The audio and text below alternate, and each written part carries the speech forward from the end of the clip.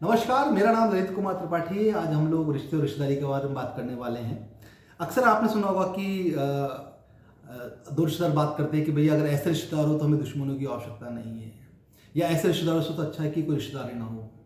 यदि ऐसे कोई रिश्तेदार है तो दुश्मनों की कोई कमी नहीं है। कुल मिला के हम लोग नेगेटिव फेम में ही रिश्तेदारों को प्रेजेंट करते हैं। और कहा भी जाता है कि यदि दो रिश्तेदार बात कर रहे हैं, हालांकि बड़ा मुश्किल है आज के ज़माने में दो रिश्तेदार आपस में बात करें, यदि बात कर भी रहे हैं तो निश्चित रूप से मान के चलिए वो तीसरे रिश्तेदार की बुराई कर रहे होते हैं। उनका सारा ध्यान उस तीसरे रिश्तेदार के ऊपर होता है कि सारी जो अपनी कड़वाहट है, अपनी जो उनके अंदर जो भरी हुई है गंदगी है, सारी उसके लिए उगलते रहते हैं कि भैया उसकी जितनी बुराई कर दी जाए बढ़िया है। वैसे एक्चुअली मेरा मानना है कि जीवन में जितने ज़्यादा रिश्तेदार होते हैं उतने बढ़िया रहता है। कुछ रिश्तेदार हमारे बिल्कुल जैसे ब्लड वाले होते हैं, माता पिता, भाई बहन, चाचा चाची, ताऊ ताई, मामा मामी। लेकिन होता ये है कि जैसे जिसके कि आजकल तो वैसे ही हम लोग सिंगल छोटे परिवार की तरफ आ गए हैं, रिश्तेदारों को वैसे ही कमी हो गई है।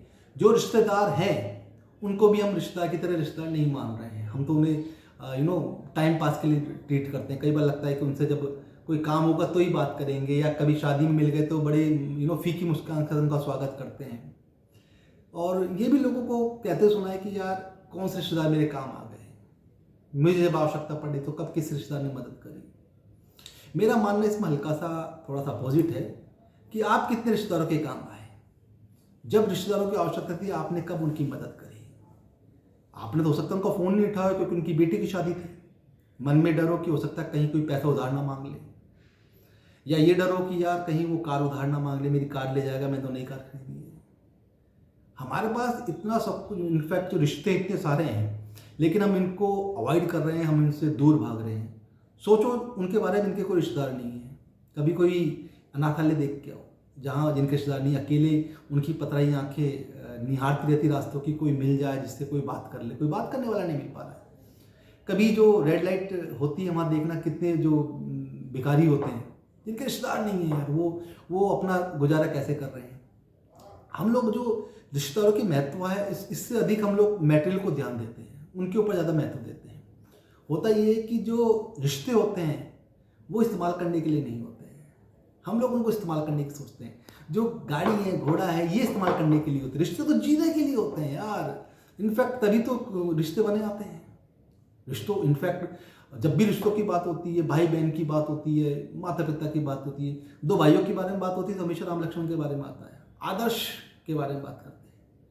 लेकिन आपको एक राजकीय बात बताता हूँ, राम लक्ष्मण भी सोतेले भाई थे, लेकिन क्योंकि भाइयों में इतना प्रेम, जो सोतेले रिश्ते जो बनते हैं, रिश्ते जितने बनते हैं सब में प्रेम होता है, समर्पण होता है, भाव होता है। यदि ये चीज़ है तो रिश्ते निश्चित रूप से ही मजबूत बनते हैं, लंबे बनते हैं।